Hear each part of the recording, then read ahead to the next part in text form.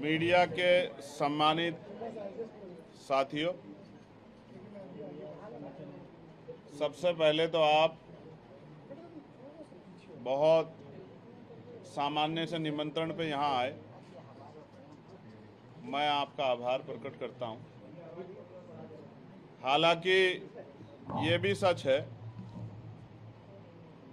मैं चाह रहा था इस बात को बाद में कहूँ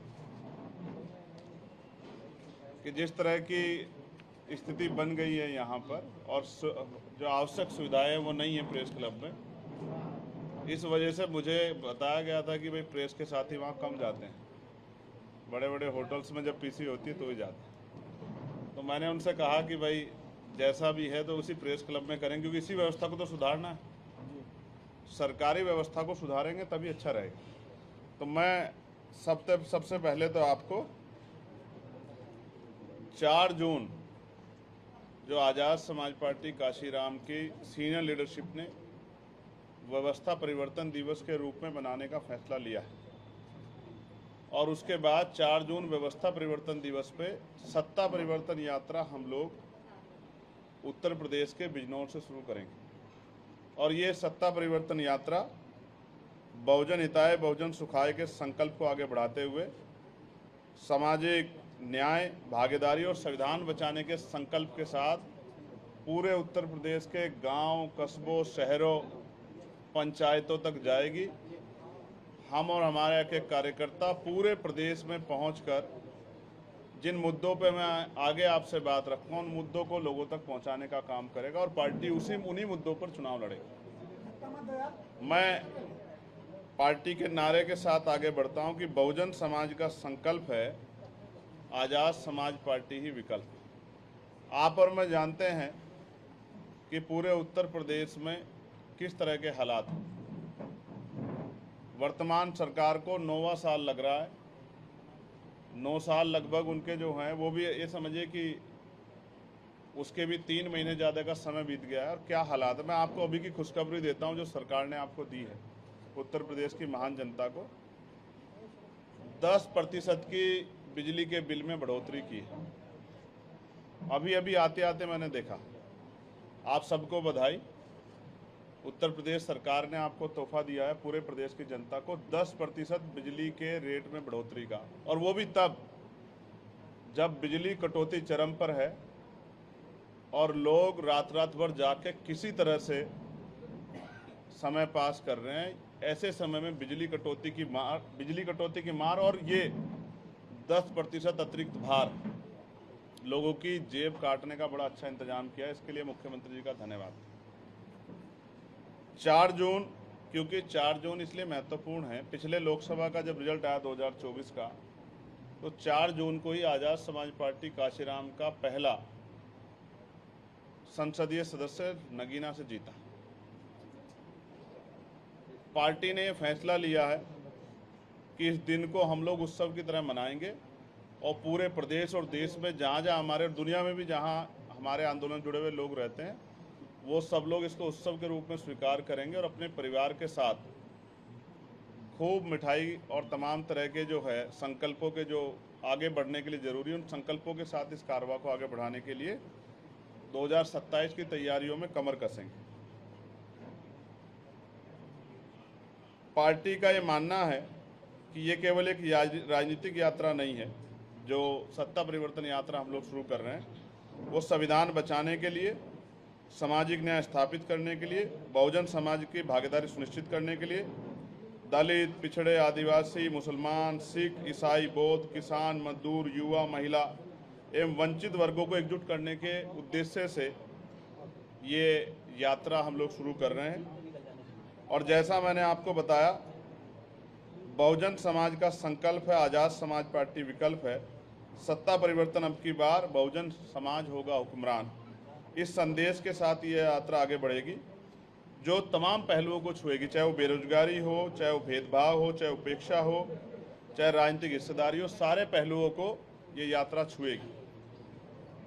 शुरुआत नगीना बिजनौर से, और प्रमुख मांगों में जो महत्वपूर्ण कुछ मांगे हम लोगों ने तय की है या जो हमने संकल्प किए, जिनको मैं आगे बढ़ाना, सारे तो नहीं पढ़ सकता, लेकिन एक पीड़ादायक जो आज का कष्ट है उसको यहाँ उससे शुरुआत करूँगा।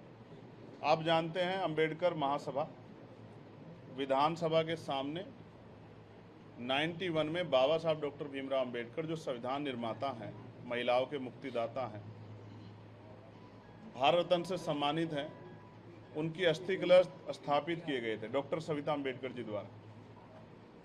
एक बार पहले भी प्रयास हुआ था, 20 में दोबारा प्रयास किया जा रहा है कि उस स्थान को बदलने की कोशिश की जा रही है।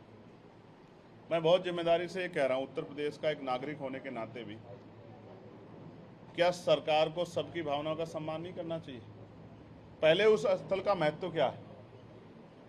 पहला ये कि बाबा साहब डॉक्टर भीमराव अंबेडकर जी की अस्थि कलश वहाँ है। एक बात, उस अस्थि कलश में बाबा साहब की अस्थियां रखी हुई है, बहुत महत्वपूर्ण है। उसके बाद भारत के पूर्व न्यायाधीश, हमारे सर्वोच्च न्यायालय के मुख्य न्यायाधीश, भारत के पूर्व प्रधानमंत्री, पूर्व राष्ट्रपति, पूर्व राज्यपाल, वर्तमान के प्रधानमंत्री, सब ने वहाँ जाके उस ऐतिहासिक स्थल पर श्रद्धांजलि अर्पित की है। और उससे भी महत्वपूर्ण, जब मैं वहाँ गया अभी और मुझे जानकारी मिली कि वीपी सिंह जी ने तत्कालीन मुख्यमंत्री जी के साथ उसी स्थान पे खड़े होके वही मंच लगाता 27% आरक्षण की घोषणा वहीं से की थी। पिछड़े वर्ग के लोगों को संवैधानिक 27% आरक्षण मंडल कमीशन की सिफारिश से लागू करने की जो घोषणा थी वो उसी स्थल से की गई थी। ये तो हम दलित पिछड़े वर्गों के लिए शक्ति स्थल है, अधिकार स्थल है। यही नहीं, अर्जुन सिंह जी ने उच्च शिक्षा में पिछड़े वर्ग के लिए आरक्षण की व्यवस्था की घोषणा भी उसी स्थल से की थी। इतने महत्वपूर्ण स्थल को ये सरकार इधर उधर की बात करके छीनना चाहती है। मैं ये बताना चाहता हूँ, हालांकि मैं धर्मनिरपेक्ष राष्ट्र का एक नागरिक हूँ और भारतीय संविधान सभी धर्मों की आज़ादी की बात करता है। क्या ऐसा हो सकता है कि किसी एक धार्मिक स्थल पे सारे धार्मिक स्थानों का सर्जन किया जा सके कि लोग पूरे देश में कहीं ना जाए, एक ही जगह पे चले जाएं? क्या इस सर्जन के नाम पे हमारी आस्था, हमारी भावनाओं को कुचलने का सरकार ने मन बना लिया है? तो मैं भी ये बताना चाहता हूँ, अगर सरकार हमारी आस्था को कुचलने का मन बनाएगी तो हम अपने महापुरुषों के सम्मान स्वाभिमान की रक्षा के लिए इस सरकार से मुकाबला करने का मन भी बना चुके हैं। अगर उससे छेड़खानी की गई तो 2 अप्रैल जैसा आंदोलन पूरे प्रदेश और देश में हम लोग खड़ा करेंगे। ये बात की मैं जिम्मेदारी लेता हूँ और अपनी पार्टी की तरफ से ऐलान भी आपके सामने कर रहा हूँ। उसके बाद एक जो बहुत महत्वपूर्ण है, जो पीड़ा दे रहा है नौजवानों को, पेपर लीक। अभी नीट का पेपर लीक हुआ था। ये कैसी कानून व्यवस्था है जहाँ इतना महत्वपूर्ण पेपर लीक हो जाता है? और सब पेपर लीक नहीं होता है, नौजवानों के सपनों की हत्या होती है, उनके परिवारों के सपनों की हत्या होती है, उनके सशक्तिकरण की हत्या होती है, उनकी भावनाओं की हत्या होती है। अभी एसएससी जीडी के पेपर में क्या हुआ? कब तक गलती के नाम पे हम नौजवानों को भेंट चढ़ाते रहेंगे? जिन पेपर के स्थानों पे 400 बच्चों का एनरोल था, वहां 800 बच्चे पहुंच गए। क्या व्यवस्था है ये? क्या कमी है सरकारों के पास? किस तरह का मजाक हो रहा है? पिछले 7 सालों में लगभग 90 पेपर लीक हुए हैं। सिर्फ पेपर नहीं लीक हो रहे, आरक्षण घोटाले हो रहे हैं, 69,000 शिक्षक भर्ती हुई या और कोई भर्ती, पुलिस की भर्ती हो, किस तरह के घोटाले हो रहे हैं, सब आपके सामने है।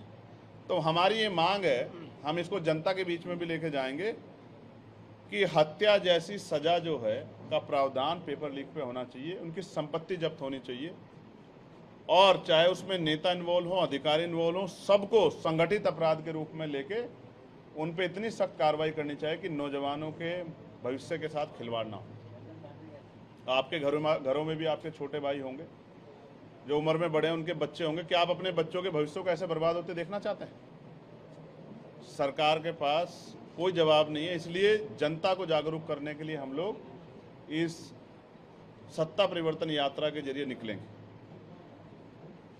कक्षा 1 से 12 तक सभी बच्चों के लिए निःशुल्क, समान व गुणवत्तापूर्ण शिक्षा, ये हमारा संकल्प है। उस तरह जैसे आरएसएस और भारतीय जनता पार्टी ने संकल्प किया था 370 राम मंदिर से लेकर तमाम उन विषयों का, ये राजनीतिक मुद्दा नहीं है। ये हमारी पार्टी के लिए और हमारे महापुरुषों के आदेश पर, जैसे बाबा साहब अम्बेडकर, राष्ट्रपिता ज्योतिबा फूले, संत गाडगे जी महाराज, नारायणा गुरु, ब्रह्मानंद लोधी जी, तमाम हमारे महापुरुषों ने, माँ सावित्रीबाई फूले, तमाम हमारे महापुरुषों ने शिक्षा को हथियार बताया। गुणवत्तापूर्ण शिक्षा नहीं मिल रही, समय समय पे नया सिलेबस के नाम पे, नई वर्दी, नई जो है जूते के नाम पे जिस तरह अभिभावकों की जेब कटाई हो रही है, किससे छिपा हुआ नहीं है। इसलिए कक्षा 1 से 12 इसमें मुनाफा नहीं देखना चाहिए सरकार को। गुणवत्तापूर्ण पढ़ाई सबका अधिकार होना चाहिए, कोई जाति हो कोई धर्म, हम सबके लिए मांग कर रहे हैं। और इस मुद्दे को हम लोग राजकाज बनने पे लागू करेंगे कि चाहे वो किसी जाति का किसी धर्म का, कक्षा 1 से लेकर 12 तक सबको समान शिक्षा मिलेगी, वो भी गुणवत्तापूर्ण। दूसरा, प्रत्येक प्रदेश के सभी परिवारों को मुफ्त, सुलभ एवं बेहतर स्वास्थ्य सेवा की गारंटी भी हम लोग देंगे। आज क्या स्थिति है, मैं अस्पताल के निरीक्षण पे गया था बिजनौर मेडिकल कॉलेज, स्टाफ नहीं है, 146 नर्सों की जरूरत है। एक बच्चे की जान गई क्योंकि तेल नहीं था उनके जनरेटर में, डायलिसिस नहीं हो पाया समय पे, दवाइयाँ नहीं है, डॉक्टर का स्टाफ कम है। आपने प्राइवेट हॉस्पिटलों वालों को छूट दी है कि वो इलाज के नाम पे लोगों की जेब काटें, और सरकारी अस्पताल की सुविधाएं आपने कम की है। इसलिए मैं मानता हूं कि आपकी सरकार पूंजीपतियों की सरकार है, गरीबों की सरकार नहीं। इसलिए सबको अच्छी और बेहतर स्वास्थ्य सेवाएं मिलनी चाहिए। SC, ST और OBC के कर्मचारियों को प्रमोशन में रिजर्वेशन, जो सुप्रीम कोर्ट भी कह चुका है, और वो बिल आया था आपके याद होगा लोकसभा में, राज्यसभा से पास होने के बाद उत्तर प्रदेश की एक पूर्व की सरकार रही पार्टी के मेंबर ने उसको फाड़ दिया था। लेकिन दोबारा कभी ऐसा नहीं लगा कि वो बिल आना चाहिए।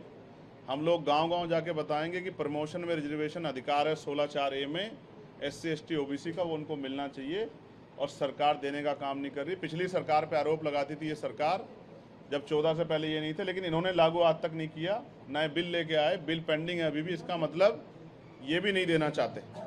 उत्तर प्रदेश की अति पिछड़ी जातियों को जैसे केंद्र ने 10% EWS दिया है, हम लोग 15% आरक्षण की व्यवस्था जो है अतिरिक्त 27% से ज़्यादा हम लोग करेंगे, जैसे EWS दिया गया है। अति पिछड़ी जातियों को 27% से अतिरिक्त बढ़ा के 15%, बैठता तो उनका 52% है, लेकिन हम लोग 42% अभी देने का काम करेंगे, क्योंकि 1931 की जनगणना के अनुसार उनकी आबादी 52% से ज़्यादा थी, अब तो और बढ़ गई। पिछड़े वर्ग को लोकसभा और विधानसभा में भी राजनीतिक आरक्षण का लाभ मिलना चाहिए, जैसे SC, ST के लोगों को मिला है। इसलिए तो उनके सशक्तिकरण की बात चल रही। जैसे महिलाओं को आपने दिया है, मैं तो अकेला ऐसा सांसद था जिसने डिमांड की कि 50% देना चाहिए। आधी आबादी को 33% क्यों, झगड़ा क्यों करा रहे हो, संख्या के आधार पर दो, उनको आधी आबादी है तो 50% दो। लेकिन सरकार के लोगों ने झूठ बोला है कि ये महिला आरक्षण बिल का विरोध किया विपक्ष ने। सच ये है कि हम परिसीमन बिल का विरोध कर रहे हैं। महिला आरक्षण बिल तो पास हो चुका है 33% 2023 में। मैं तो मांग कर रहा था कि 50% देना चाहिए, उनमें अति पिछड़ी जातियों को, पिछड़ी जातियों को, शेड्यूल कास्ट, शेड्यूल ट्राइब को, अन्य धार्मिक अल्पसंख्यक को, मुसलमान को, जैन को, सिख को, सबको, महिलाओं को देना चाहिए। लेकिन सरकार के लोगों ने झूठ बोला। युवा बेरोजगारी और पेपर लीक का संकट मैं स्पष्ट फिर कर रहा हूं, पढ़ा लिखा नौजवान बेरोजगार घूम रहा, सुसाइड तक कर रहा है।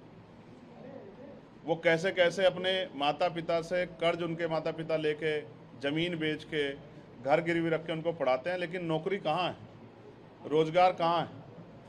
ना के बराबर नौकरी रोजगार है, और जितना सरकारी सिस्टम था उसको प्राइवेट कर दिया सरकारों ने। इसलिए मैं मानता हूं कि बेरोजगार युवाओं को सुना जाना चाहिए, वरना तो जैसे 6-7 दिन में 20 मिलियन फॉलोवर वाली पार्टी बन जाती है।